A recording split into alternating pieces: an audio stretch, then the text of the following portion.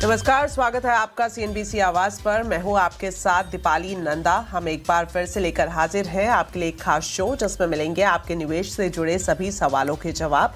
आपके मन में निवेश या फिर ट्रेडिंग से जुड़ा कोई भी सवाल हो, आप हमें व्हाट्सएप कर सकते हैं और व्हाट्सएप करने के लिए हमारा नंबर है 7045220000। और साथ ही आपको बता दें कि आपका पसंदीदा शो इस वक्त फेसबुक और एक्स पर भी लाइव है।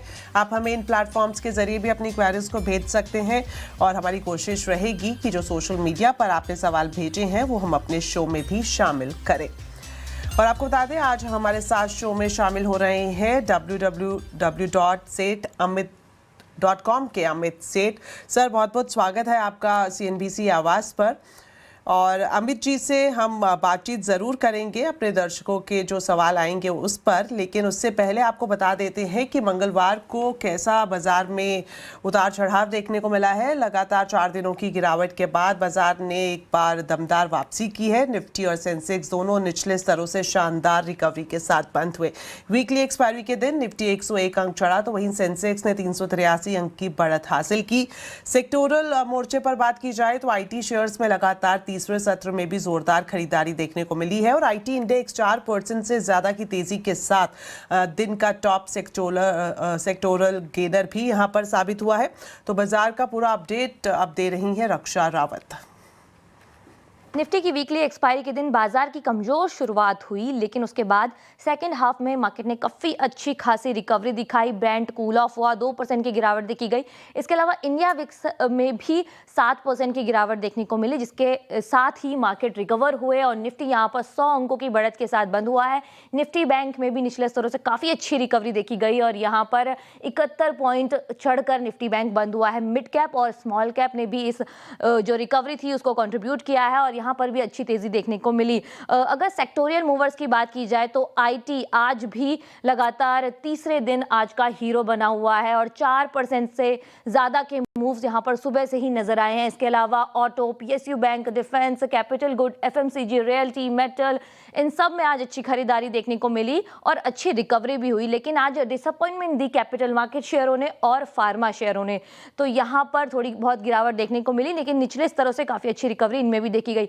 अगर निफ्टी के कंट्रीब्यूटर्स की बात की जाए तो ओवरऑल आईटी काउंटर्स आज मौजूद थे। टीसीएस 6.5% के गेन्स, इन्फोसिस 6% की लगभग यहाँ पर तेजी देखने को मिली। इसके अलावा एचसीएल टेक में 4% के गेन्स और अदानी एंटरप्राइजेस में भी तेजी देखने को मिली। निफ्टी को डिसअपॉइंटमेंट कहां से मिली? NTPC, Axis Bank, Power Grid और डॉक्टर रेड्डीज जैसे शेयर्स थे जिन्होंने आज निफ्टी को कंट्रीब्यूट नहीं किया। तो ये था आज के बाजार का पूरा ब्यौरा।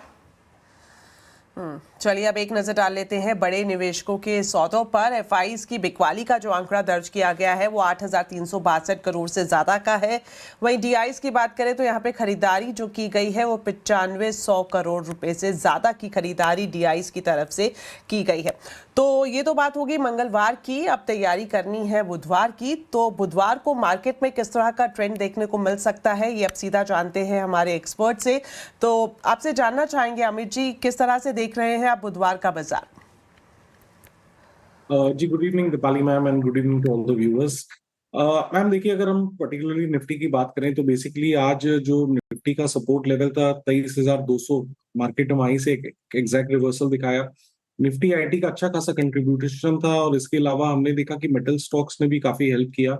ओवरऑल अगर हम बात करें निफ्टी की तो I think it's a range bound index जहां पे कि 23,200 हमारा सपोर्ट है, 24,100 एक हमारा रेंज का बहुत बड़ा रेजिस्टेंस है। तो 23,200 का लेवल बहुत ही एक अहम लेवल था। निफ्टी ने उसको डिफेंड किया। कोई भी कारणवश अगर आज के सत्र में गैप डाउन के बाद ये लेवल्स नहीं होल्ड करते तो probably we would have seen 22,800, 22,700 एक से 2 दिनों में। तो गुड साइन, 23,200 से रिकवरी आई। तो अब ये स्लाइटली थोड़ा सा नियर टर्म में हम डे टू डे इसको अप्रोच करेंगे। कल के सत्र के लिए it's a buy on dip market. कोई भी हल्का फुल्का डिप आए तो इसे बाय करें। बेसिकली जब तक 23,300 इंटैक्ट है, कोई भी डिप मिले, रीजनेबल डिप मिले तो उसमें बाय करना चाहिए। ऊपर में हमारी रेजिस्टेंस 23,600, 23,700 की है। सिमिलरली निफ्टी बैंक की अगर हम बात करें तो यहाँ पे भी हमने देखा कि एक सपोर्ट लेवल जो कि लगभग 53,200, 53,300 है, वो लेवल इसने होल्ड किया और एक रिवर्सल दिखाने की कोशिश करी। लेकिन between the two indexes Nifty will be preferable for a buy on dip strategy. Alright sir, specific stock जिस पर नजर रखनी चाहिए? जी देखिए, Tata motor passenger vehicle is an outperformer. यहाँ पे हमने रिसेंटली एक ब्रेकआउट देखा था, 2-3 दिनों का पुल बैक आया। It's a low volume pull back, कहने का मतलब कि it was just small profit booking. यहाँ पे हमने आज के सत्र में वापस एक ट्रेंड कंटिन्यूएशन देखा 10 डेमा से, तो इसे बाय करना है। स्टॉप लॉस रहेगा 385 का, और टारगेट्स हमारे 400 रुपीज के रहेंगे टाटा मोटर्स पीवी में। ऑलराइट, तो टाटा मोटर्स पीवी पर आपकी नज़र रखनी चाहिए। बाई की यहाँ पर कॉल दी गई है 390, टारगेट 400 और स्टॉप लॉस 385 पर आप ज़रूर लगा लें। चलिए, बहुत बहुत शुक्रिया इस पूरी मार्केट स्ट्रैटेजी को बताने के लिए अमित जी। अब हमारे साथ कॉलर्स भी जुड़ना शुरू हो गए हैं, तो कॉलर्स से ही सवाल जवाब का सिलसिला शुरू करते हैं। देवीलाल जी राजस्थान से हमारे साथ अब जुड़ गए हैं। सर, बहुत बहुत स्वागत है आपका। पूछिए, क्या जानना चाह रहे हैं? सर, मैंने इनॉक्स विंड के 375 शेयर लिए हुए हैं 105 रुपए में, तो इसको मैं होल्ड रखूं या बेच दूं? तो सर, आपकी तरफ से क्या सजेशन रहेगा? स्पेसिफिकली स्टॉक की बात करें तो फिलहाल वीक परफॉर्मेंस इसमें दिखाई दे रही है। अभी जो लॉस इनको हो रहा है वो 20 रुपये प्रति शेयर से ज़्यादा का हो रहा है, तो क्या निकलना सही रहेगा या फिर अभी भी लगता है कि होल्ड करें तो शायद कुछ फ़ायदा हो? जी देखिए, आइनॉक्स विंड का स्ट्रक्चर कंटिन्यूअसली एक लंबे अरसे से वीक रहा है। यहाँ पे लोअर टॉप लोअर बॉटम की फॉर्मेशन है। स्टॉक एक लंबे अरसे से 200 डेमा के नीचे ट्रेड कर रहा है। अगर हम बात करें स्पेसिफिक डेट्स की, तो जुलाई 2025 से ये स्टॉक 200 डेमा के नीचे ट्रेड कर रहा है, which means the structure is negative. कोई भी रिकवरी आती है तो इट इज सोल्ड इनटू। यहाँ पे भी हमने देखी, जो रिसेंट रिकवरी आई थी, स्टॉक ने 108 तक के लेवल्स दिखाए थे और वहां से हमने वापस एक क्रैक देखा। तो पहली बात तो ये है कि स्ट्रक्चर वीक है। इट्स नॉट अ स्टॉक जहां पे हम लॉन्ग साइड में हम जाना पसंद करेंगे टेक्निकली। तो सलाह यहाँ पे यही है कि एक प्रोटेक्टिव स्टॉप लॉस 82 का लगाएं, लेकिन कोई भी उछाल आए जहां पे आपका लॉस कम हो, आप यहाँ से एग्जिट करने की कोशिश करें। ऑलराइट, तो यहाँ पर एग्जिट की सलाह आपको दी गई है। 82 रुपये स्टॉप लॉस आप ज़रूर लगा लें। चलिए, बढ़ते आगे। अब हमारे साथ अमृतसर से वरुण जुड़ गए हैं। बहुत बहुत स्वागत वरुण आपका। बताएं, क्या पूछना चाह रहे हैं? Good evening ma'am, good evening. First of all ma'am, मेरी family biggest fan of CNBC team की, and thank you guys for आप जो भी गाइड करते हो, बहुत बढ़िया करते हैं ma'am, thank you so much. And ma'am, मेरी 3 क्वेरीज है। बीडीएल 500 शेयर्स है 1540 पे, कोचिन शिपयार्ड है मैम 100 शेयर्स 1670 पे, बीएचईएल है 100 शेयर्स 390 पे मैम, और 6 मंथ का व्यू मैम। तो 6 महीने का नजरिया किस तरह से देखना चाहिए इन्हें? 3 इन्होंने स्पेसिफिक शेयर्स यहाँ पर मेंशन किए हैं। बीएचईएल की बात करें तो प्रॉफिट में अभी ये दिख रहे हैं, 20 रुपये से ज़्यादा प्रति शेयर इनको प्रॉफिट हो रहा है। वहीं भारत डायनेमिक्स की बात करें तो यहाँ पर इनको लॉस ज़रूर दिख रहा है, 333 रुपये प्रति शेयर का। और कोचिन शिपयार्ड की भी इन्होंने बात की, तो कोचिन शिपयार्ड में भी क्या आपकी तरफ से स्ट्रैटेजी को लेकर सलाह रहेगी सर, बताएं। जी देखिए, थोड़ा बहुत डिफेंस स्टॉक्स अभी लैगार्ड है। यहाँ पे थोड़े बहुत हमने काउंटर्स में प्रॉफिट बुकिंग देखी है। स्पेसिफिकली अगर हम सबसे पहले भारत डायनामिक्स से स्टार्ट करें, तो 2 दिन पहले यहाँ पे क्रैक आया था वॉल्यूम बेस्ड। स्टॉक ने लगभग अपने 1290 के लेवल्स क्रैक किए थे, और 2 सेशन पहले यहाँ पे लगभग हमने 6% का स्टॉक में क्रैक देखा था। तो देखिए, स्ट्रक्चर तो वीक है, लेकिन जब तक परसों का लो, आई मीन 2 सेशन पहले का लो 1175 होल्ड करता है, आप इसमें बने रहे। 1175 के नीचे एग्जिट कर जाइएगा, और जब भी इसमें कोई उछाल आए जहां आपका लॉस कम हो, तो यहाँ से एग्जिट करने की कोशिश करें, क्योंकि ये स्टॉक 200 डेमा के नीचे ट्रेड कर रहा है और लोअर टॉप लोअर बॉटम का स्ट्रक्चर है। दूसरा स्टॉक इन्होंने कहा कोचिन शिपयार्ड। अगेन, इस स्टॉक में हम बीच बीच में अच्छी खासी रिकवरी देखते हैं। रिसेंटली भी एक रिकवरी आई थी, in fact very strong recovery. Stock ने लगभग 1840 के लेवल्स दिखाए थे, और वहां से हम एक कंटिन्यूअस करेक्शन देख रहे हैं।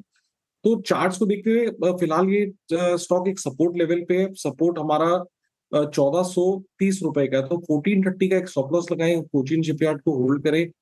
रही बात बीएचएल की, I think BHEL has got a fantastic chart. यहाँ पे हमने पिछले 1-1.5 महीने में बहुत ही अच्छी रैली देखी, लगभग 300 के लेवल से और ऑलमोस्ट 410 तक आ गया है।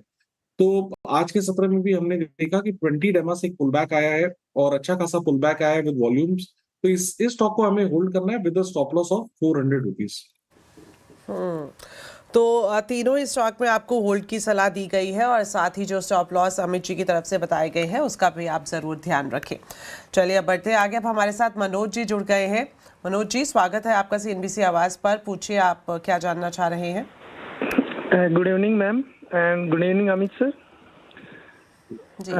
एक्चुअली मैम मेरे पास 30 शेयर है केन्स टेक्नोलॉजी के एंड 110 शेयर्स हैं HDFC बैंक्स के। और जो 30 शेयर्स केन्स टेक्नोलॉजी के हैं वो मैंने एवरेज किए हैं @4600 एंड HDFC बैंक के जो 100 शेयर है वो मैंने एवरेज किए हैं 868 पर। इसमें मेरा बड़ा लॉन्ग व्यू है 2 to 5 इयर्स, बट मैंने जब से परचेज किए हैं ये डाउन ही जा रहे हैं, तो प्लीज़ मुझे इनमें थोड़ा सा गाइड करिए कि मुझे फ्यूचर में इसको आगे एवरेज करना है या होल्ड करना है या फिर मुझे सील करके निकल जाना है। तो दोनों ही शेयर्स में इस वक्त इनको नुकसान होता हुआ दिख रहा है और जिस तरह से मेंशन कर रहे थे कि जब से लिया है नुकसान हो रहा है, तो स्ट्रैटेजी आपसे जानना चाहेंगे। अभी अगर चार्ट देखें केन्स टेक का, तो इन्होंने जिस तरह से दाम बताया 4600 पर इन्होंने खरीदा और अभी इनको 1430 रुपये से ज़्यादा का नुकसान प्रति शेयर हो रहा है। तो सर, क्या राय आपकी तरफ से रहेगी? कुछ आपको लग रहा है इसमें रिवर्सल आने वाले दिनों में हम अभी जल्द देख पाएंगे या फिर पेशेंटली वॉच करना होगा इसे? जी, पहले तो ये सलाह है कि कोई भी आप निवेश करें तो एक स्टॉप लॉस जरूर लगाएं। 4600 में खरीदा, ऑलमोस्ट 1400 का loss. I think that is a big loss. तो कुछ भी इन्वेस्टमेंट अगर आप स्टॉक मार्केट में करें तो पहले ही ये डिसाइड करें कि मैंने स्टॉप लॉस कहाँ लगाना है, क्या मैं वो स्टॉप लॉस ले सकता हूँ, तभी निवेश करें। Having said that, Kaynes technology का स्ट्रक्चर डेफिनेटली वीक है, लेकिन एट द सेम टाइम ये एक सपोर्ट पे है। यहाँ पे हमारा एक वीकली सपोर्ट और मंथली सपोर्ट आता है, तो इन लेवल्स में अब सलाह नहीं है कि आप इसे बेचें। इनफैक्ट आपको ये स्टॉक होल्ड करना है, लेकिन एक स्ट्रिक्ट स्टॉप लॉस के साथ, जो कि लगभग 3000 रुपीज के आसपास है। ओवरऑल स्ट्रक्चर वीक है। जैसे जैसे अगर कोई भी स्टॉक में उछाल आता है जहां आपका लॉस कम हो, तो आप इससे निकलने की कोशिश करें। रही बात HDFC बैंक की, आई थिंक इस स्टॉक ने हमें बहुत ज्यादा डिसअपॉइंट किया है। कंटिन्यूअसली लोअर लो लोअर टॉप्स यहाँ पे बने हैं। एक ब्लू चिप कंपनी है, बट पिछले 1-1.5 साल से अंडर परफॉर्म कर रही है। रिसेंटली स्टॉक में हमने एक रिकवरी देखी थी, स्टॉक 800 रुपीज के ऊपर गया था, लेकिन वापस वहां से हमने एक सेल ऑफ देखा। तो यहाँ पे भी हमने एक स्टॉप लॉस लगाना है 720 रुपीज का। लेकिन ख्याल रखिए कि तेजी यहाँ पे तब आएगी जब ये 200 MA, जो कि काफी दूर है यहाँ से, 840 के ऊपर जब तक ये स्टॉक नहीं निकलेगा, थोड़ा सा इस काउंटर में प्रेशर बना रहेगा। तो 720 का स्टॉप लॉस रखें। अच्छा क्वालिटी का स्टॉक है, अच्छे सपोर्ट पे है, इसे होल्ड करें। तो स्टॉप लॉस दोनों ही स्टॉक में आप लगा लें और फिलहाल दोनों में ही आपको होल्ड करने की सलाह दी गई है। और जैसे ही जिस तरह से अमित जी बता रहे थे कि उछाल आता है जहां पर आपको लगे कि नुकसान थोड़ा सा कम हो सकता है, तो वहां से जब एग्जिट करें तो बेहतर रहेगा।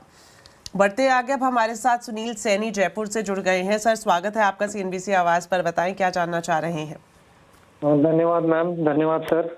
मैं सर ये पूछना चाह रहा था कि मेरे पास BPCL के शेयर है 370.20 पैसा के भाव से। अराउंड मेरे पास 195 शेयर है, तो मैं कमिंग वीक्स और मैंने 2 महीने के लिए होल्ड कर सकता हूँ, तो क्या टारगेट्स रहेंगे इसके? ऑल राइट, तो अगले 2 से 4 महीने के लिए अगर ये होल्ड करके रखते हैं BPCL को, तो सर किस तरफ जाता हुआ प्राइस इसमें दिख सकता है? जी देखिए, BPCL, HPCL, IOC, ये तीनों स्टॉक्स प्योरली क्रूड प्ले हैं। क्रूड में जब उछाल आता है और लोकल मार्केट्स में, डोमेस्टिक मार्केट में अगर प्राइसेस ना बढ़े, तो इनकी बैलेंस शीट में स्ट्रेस आता है और लॉस आता है। That is why the market doesn't prefer it जब क्रूड के प्राइसेस बढ़े। बट टेक्निकली मुझे लगता है यहाँ पे अच्छा खासा करेक्शन ऑलरेडी आ चुका है। जब क्रूड आने वाले दिनों में अगर नीचे आता है तो may be they will start doing well, but in the meanwhile अच्छी खासी सेलिंग हो गई है। चार्ट देख के लगता है ऑलरेडी एक एग्जॉशन आ चुका है चार्ट में on the lower side. Price इसका लगभग 392 के 400 के आसपास था। 100 रुपए की गिरावट ऑलमोस्ट आ चुकी है, तो थोड़ा पेशेंटली इसे होल्ड करना होगा। स्टॉप लॉस थोड़ा सा डीप है, 275 का स्टॉप लॉस लगाएं, इसे होल्ड करें। थोड़ा टाइम लगेगा, but as long as 275 is defended, slowly and steadily ये काउंटर ऊपर की तरफ जाएगा। ऑल राइट, तो ऊपर की तरफ जाता हुआ एक काउंटर दिख सकता है, लेकिन पेशेंटली आपको इसको वॉच करने की भी ज़रूरत रहेगी और स्टॉप लॉस आप 275 के आसपास का ज़रूर लगा लें। अब बढ़ते हैं आगे। अब हमारे साथ जुड़ रहे हैं पानीपत से JP पेटनवाल। सर, स्वागत है आपका बहुत बहुत। पूछिए, क्या जानना चाह रहे हैं आप? हाँ जी, सबसे पहले तो राम राम। मैं हरियाणा पानीपत से बोल रहा हूँ, जयप्रकाश। मेरे पास HDFC बैंक के 70 शेयर हैं और 750 रुपए के रेट पर। मैं जैसे आज नीचे आया था 735-36 तक, तो मैं और खरीदना चाहता हूं, क्या मैं खरीद सकता हूं? और 1 साल का व्यू है मेरा। 1 साल का व्यू रखते हैं और HDFC बैंक में अगर गिरावट आती है तो क्या ये क्वांटिटी ऐड ऑन कर सकते हैं? अमित जी बताएं। जी देखिए, एक तो गिरते काउंटर में कभी एवरेज नहीं करना चाहिए। हम हमेशा स्टॉक वही लेते हैं जिसमें स्ट्रेंथ हो, मार्केट को आउट परफॉर्म करे और जो एक आउट परफॉर्मेंस दिखाए। स्ट्रेंथ को हम बाय करें तो हमें रिटर्न अच्छा आता है, और अगर वीक काउंटर को खरीदे तो उसे बार बार एवरेज करना पड़ता है और थोड़ा सा फिर वो मूड मिजाज खराब होता है। देखिए, HDFC बैंक की अगर बात करें तो ये पिछले 1 डेढ़ साल से अंडर परफॉर्म कर रहा है। कंटिन्यूअसली यहाँ पे वीकनेस आ रही है, लोअर लो लोअर टॉप्स बन रहे हैं, जैसे कि मैंने भी 10 मिनट पहले भी कहा था। 800 का लेवल इसमें आया था कुछ दिन पहले, सस्टेन नहीं कर सका और वापस स्टॉक नीचे आ गया। अगर आपने एवरेज करना ही है तो फिर हम वहां करेंगे जहां पे हमारा वीकली सपोर्ट है। मैं ये नहीं कह रहा कि ये स्टॉक वहां तक आ सकता है, I am not suggesting that, but हमारा वीकली सपोर्ट लगभग 690 के आसपास आता है, तो 690 से पहले तो मैं नहीं एवरेज करूंगा। इनफैक्ट मेरी सलाह ये है कि आपको कि कोई भी उछाल है यहाँ पे, ज्यादा लॉस नहीं, 1 रुपए का लॉस है, तो आप यहाँ से निकलने की कोशिश करें, बिकॉज स्टॉक 200 डेमा के नीचे ट्रेड कर रहा है। तो यहाँ से एग्जिट की सलाह आपको दी गई है। अब हमारे साथ हैदराबाद से के सुधाकर राव जी जुड़ गए हैं। सर स्वागत आपका बहुत बहुत, बताएं क्या जानना चाह रहे हैं आप? नमस्कार जी, मेरे पास हिंदुस्तान कॉपर पड़ा है 665 200 शेयर्स। क्या मैं होल्ड करूं या चेंज करूं बेच करके कोई और शेयर, क्योंकि अभी बहुत लॉस में है। I can hold, no problem, मैं होल्ड कर सकता हूं। ऑल राइट, तो हिंदुस्तान कॉपर पर सर क्या राय रहेगी? 200 की क्वांटिटी है इनके पास, 665 के दाम पर इन्होंने खरीदे और अभी जिस तरह से हम देख पा रहे हैं कि 118 रुपए के आसपास इनको नुकसान हो रहा है प्रति शेयर। हालांकि जिस तरह से ये मेंशन कर रहे हैं कि ये होल्ड कर सकते हैं, तो क्या इन्हें होल्ड करना चाहिए या फिर उछाल आने पर आप एग्जिट की सलाह देते हैं? जी देखिए, स्टॉक में हमने रिसेंटली काफी अच्छा खासा रनअप देखा, उसके बाद पुल बैक आया और एक अब साइडवेज कंसोलिडेशन चल रहा है। इस कंसोलिडेशन में 50 डेमा हमारा होल्ड है, तो पहले तो स्टॉप लॉस लगाना है हमें 530 रुपीज का। एज लॉन्ग एज 530 इस काउंटर पे होल्ड करता है तो ये साइडवेज कंसोलिडेशन ही माना जाएगा। यहाँ पे अपमूव हम तभी देखेंगे जब ये स्टॉक लगभग 590 के ऊपर निकले, थोड़ा सा दूर है, तो आपने इसे होल्ड करना है विद स्टॉप लॉस ऑफ 530 के नीचे जाता है तो दिक्कतें बढ़ सकती है यहाँ पे। ऑल राइट, तो आप थोड़ा सा इसको वॉच करें 530 के स्टॉप लॉस के साथ। अब बढ़ते आगे, अब हमारे साथ समीर जी जुड़ गए हैं चंडीगढ़ से। समीर जी बहुत बहुत स्वागत है आपका हमारे स्पेशल शो में, बताएं क्या जानना चाह रहे हैं? अरे ma'am good evening ma'am. Ma'am मेरे पास 3 शेयर्स हैं। गॉडफ्रे फिलिप्स है 126 शेयर है 2117 के रेट पे 2117, और इन्फोसिस है मेरे पास 320 शेयर्स है, रेट है मेरा 1202, और थर्ड है मेरे पास मैडम वेदांता 100 शेयर्स है 304 के रेट पे, और मैं तकरीबन 1 से 2 साल होल्ड कर सकता हूँ। ऑल राइट, तो 3 शेयर्स इनके पास मौजूद है जिस तरह से इन्होंने जानकारी दी। वेदांता इन्होंने खरीदा है, इसके अलावा गॉडफ्रे फिलिप्स की बात करें 126 क्वांटिटी है, 2117 के दाम पर इन्होंने खरीदा है। इन्फोसिस भी इन्होंने खरीदा 320 शेयर्स 1202 के भाव पर। हम देख रहे हैं गॉडफ्रे फिलिप्स की बात करें और इन्फोसिस का चार्ट देखें तो यहाँ पर प्रॉफिट ज़रूर हो रहा है, लेकिन वेदांता एक वीकर साइड पर जाता हुआ दिखाई दिया है। तो सर क्या कहना चाहेंगे? जी देखिए, अच्छी बात है कि गॉडफ्रे फिलिप्स में इनको प्रॉफिट है, बट ओवरऑल अगर हम चार्ट स्ट्रक्चर की बात करें तो थोड़ा सा वीक ही है काउंटर। यहाँ पे जो हमने रिकवरी देखी थी 200 डेमा पे जाके रेजिस्टेंस लिया जो कि लगभग 2450 के आसपास है। स्टॉक 50 डेमा पे ट्रेड कर रहा है, अगर 50 डेमा ब्रेक करता है तो थोड़ा सा और यहाँ पे हम पुल बैक देख सकते हैं। तो हमने अपना प्रॉफिट भी डिफेंड करना है, लगभग 150 रुपए का प्रॉफिट है। आप इसे होल्ड करें 2250, ज्यादा नहीं, 1% का स्टॉक 2250 के स्टॉप लॉस के साथ होल्ड करें। कोई कारणवश अगर ये स्टॉप लॉस हिट भी हो जाता है तो आपका प्रॉफिट फिर भी प्रोटेक्टेड है। तो 2250 का स्टॉप लॉस लगाना है और इसे होल्ड करना है। दूसरा स्टॉक आपने कहा इन्फोसिस। आईटी स्टॉक्स में हम अच्छा खासा स्ट्रेंथ देख रहे हैं रिसेंटली। इन्फोसिस में इनफैक्ट पिछले 2-3 दिनों से डिलीवरी वॉल्यूम्स भी काफी अच्छे हैं, स्टॉक ने एक अच्छा खासा बेस बनाया है। आज के सत्र में गैप अप के साथ 50 डे एक्सपोनेंशियल मूविंग एवरेज भी इसने रिगेन किया है। तो यहाँ पे स्ट्रक्चर देख के, बॉटम फॉर्मेशन देख के होल्ड करने की सलाह है। स्टॉप लॉस आपने 1250 रुपए का लगा के रखना है। Vedanta has done really well of late, यहाँ पे अच्छा खासा हमने रैली देखा है। मैंने ट्रैक नहीं किया आपका बाइंग प्राइस क्या था, बट वेदांता में ऑलरेडी एक अच्छा खासा रनअप आ चुका है। अगर आपको प्रॉफिट है वेदांता में तो थोड़ा सा जरूर बुक कर लें, और बैलेंस पोजीशन को आप होल्ड करें with a stop loss of 326 rupees. Alright, तो तीनों ही स्टॉक में आपको होल्ड करने की सलाह फिलहाल दी गई है। बढ़ते हैं आगे। अब मुंबई से हमारे साथ जुड़ गए हैं रौनक गोयल। रौनक, बहुत बहुत स्वागत आपका CNBC आवाज पर। क्या जानना चाह रहे हैं? Good evening sir. मैम, मैंने DLF के शेयर्स लिए थे 690 के प्राइस पे 100 शेयर्स, तो अभी होल्ड करना है या सेल करना होगा? DLF के इनके पास 100 शेयर्स हैं, 690 का इनका दाम रहा है। अभी जो चार्ट में हम देख रहे हैं नुकसान इन्हें प्रति शेयर 98 रुपए के आसपास हो रहा है, तो होल्ड करें या फिर एग्जिट? जी देखिए, एक लंबे करेक्शन के बाद DLF और इनफैक्ट सारे रियल एस्टेट स्टॉक्स में हम एक मूव देख रहे हैं। मुझे लगता है कि यहाँ पे सेलिंग ऑलरेडी एग्जॉस्ट हो चुकी है। स्टॉक एक बेस बना के ऊपर आने की कोशिश कर रहा है, बार बार 50 डेमा के ऊपर जाता है, थोड़ा बहुत वहां पे रेजिस्टेंस लेता है और फिर साइडवेज हो जाता है। तो DLF is trying to move up, hold करने की सलाह है, लेकिन आपको एक स्ट्रिक्ट स्टॉप लॉस 570 रुपीज का लगाना पड़ेगा। तो 570 के स्टॉप लॉस के साथ आप यहां पर होल्ड कर सकते हैं। चलिए, यहाँ पर वक्त एक छोटे से ब्रेक का है, जल्द वापस लौटेंगे, आप बने रहे हमारे साथ।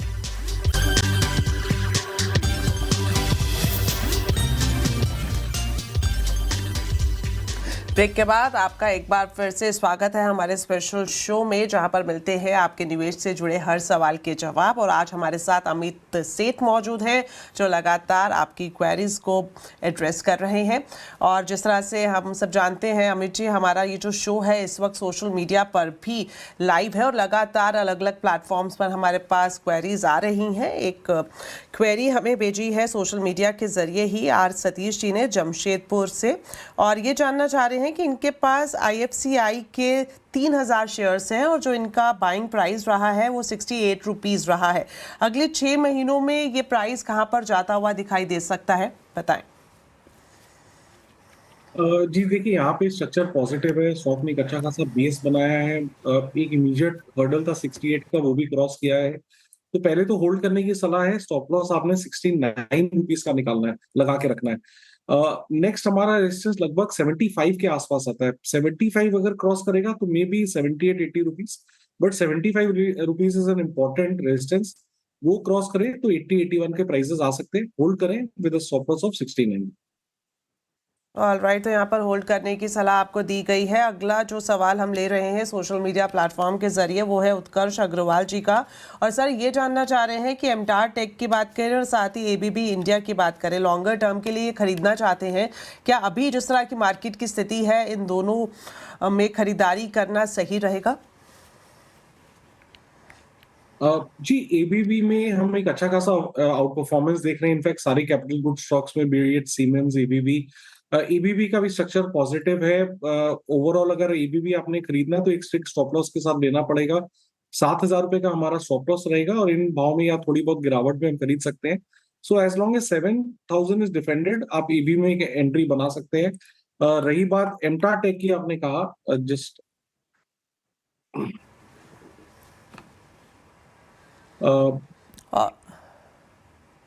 Please continue. जी, आई एम सॉरी, ये मेरा एक्चुअली भी स्क्रिप्ट लोड नहीं हो रहा है, so I would like to avoid. Alright, तो यहाँ पर ABB इंडिया की बात करें तो यहाँ पर खरीदारी की सलाह दी गई है, लेकिन स्टॉप लॉस आप यहाँ पर 7,000 का जरूर लगाएं। सर, वक्त यहाँ पर खत्म होने वाला है, आपसे आखिर में कुछ डिस्क्लेमर अगर आप देना चाहें। जी, जितने भी स्टॉक्स डिस्कस हुए हैं इनमें मेरी कोई ट्रेडिंग या पर्सनल पोजीशन नहीं है। Alright, Amit ji, thank you so much हमारे शो में हमारे साथ शामिल होने के लिए, और साथ ही साथ हमारे व्यूवर्स का भी बहुत बहुत धन्यवाद। इसी तरह से आप अपनी क्वेरीज हमें भेजते रहें। फिलहाल के लिए इजाजत दें, नमस्कार।